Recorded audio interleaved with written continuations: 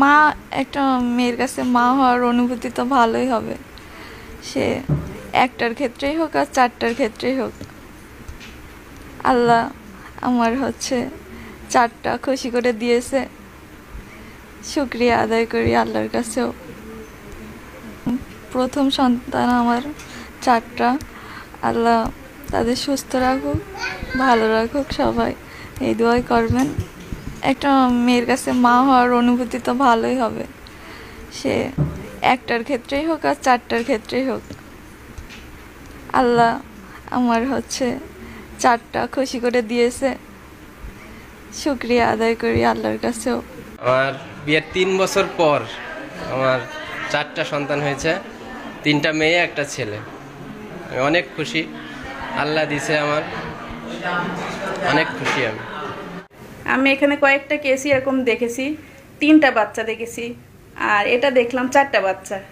আর Rajshahi medical কলেজে এর থেকে দেখছিলাম 6টা বাচ্চা একসাথে।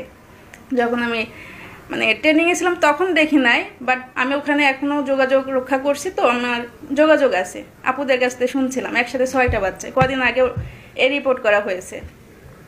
আর আমাদের এখানে গতকাল যেটা হয়েছে সেটা আসলে আনপ্রেডিক্টেবল ছিল। তারা সবসময় জানতো তাদের 2টা বাচ্চা আছে। তা কয়েক জায়গায় তাদের এর আগেও আলট্রাসাউন্ড রিপোর্টে 2টা বাচ্চা বলছে, এবং আমাদের এখানে সে কালকে ব্যথা অবস্থায় আসছিল। তা 2টা বাচ্চা তারা বলছে যে আমরা রিস্ক নিব, যেহেতু 2টো বাচ্চা ডেলিভারির সময় একটু কমপ্লিকেশন ডেভেলপ করতে পারে। তারা বলছে আমরা সিজারের ডিসিশন নিচ্ছি, তারা নিজেরাই ইচ্ছাকৃতভাবে সিজারের ডিসিশন নিয়েছিল। আমরা বলছিলাম যে নর্মালি চেষ্টা করেন, ইনশাল্লাহ হয়ে যাবে, কিন্তু তারা ওটা করেনি যে না আমরা কোনো রিস্ক নিব না, যেহেতু 2টা বাচ্চা আমরা সিজার করাতে চাচ্ছি। আচ্ছা ঠিক আছে। আমাদের এখানে ডক্টর শিলা পোদ্দার ম্যাডাম উনি সিজারটা করেছেন। তা এখানে সবাই জানতো যে 2টা বাচ্চা হবে, ফ্যামিলি ওইভাবে প্রিপেয়ার, 2টো বাচ্চা ভর্তি রাখা লাগতে পারে, ছোট ছোট বাচ্চা হচ্ছে 34 সপ্তাহ। তা প্রথমে 2টো বাচ্চা বের করার পরে যখন প্লাসেন্টা আউট করা হচ্ছিল তখন ম্যাডাম নিজেই বলছে আরেকটা বাচ্চা আসছে, কেউই জানে না। তখন বলছে আরেকটা ট্রে নিয়ে আসেন, আরেকটা বাচ্চা আসছে।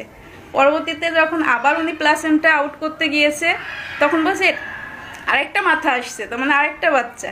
তা তখন একটা হট্টগোল অবস্থা পরিস্থিতি সবাই, আমি তখন এখানে চেম্বারেই ছিলাম, আমি বাইরে হট্টগোল দেখে আমি বলছি কী হলো, কোনো খারাপ কিছু নাকি, এত চিৎকার চেঁচামেচি হচ্ছে কেন? পরে যে দেখি যে না, 4টা বাচ্চা হয়েছে এবং 4টা বাচ্চাই সুস্থ আছে। একটা 1 কেজি 900, 3টা হচ্ছে 1.5 কেজি, এবং 1 কেজি 900 সেটা ছেলে বাচ্চা, আর 3টা মেয়ে বাচ্চা। এবং 3টাই আল্লাহ রহমতে তাদের আবগার স্কোর ভালো ছিল।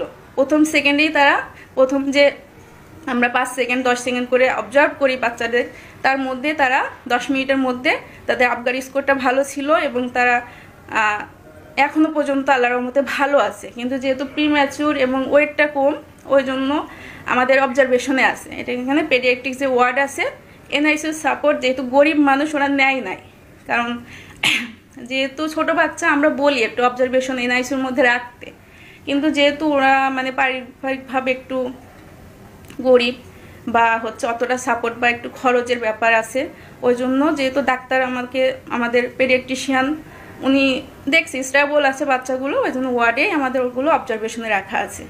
আপনারা চাইলে আমাদের ওয়ার্ড থেকে বাচ্চাগুলো দেখতে পারেন। আল্লাহর রহমতে মাও আপাতত এখন ভালো আছে, একটু মুখে খাইতে একটু ডিলে দেওয়া হয়েছে, কিন্তু এখনো পর্যন্ত ভালো আছে।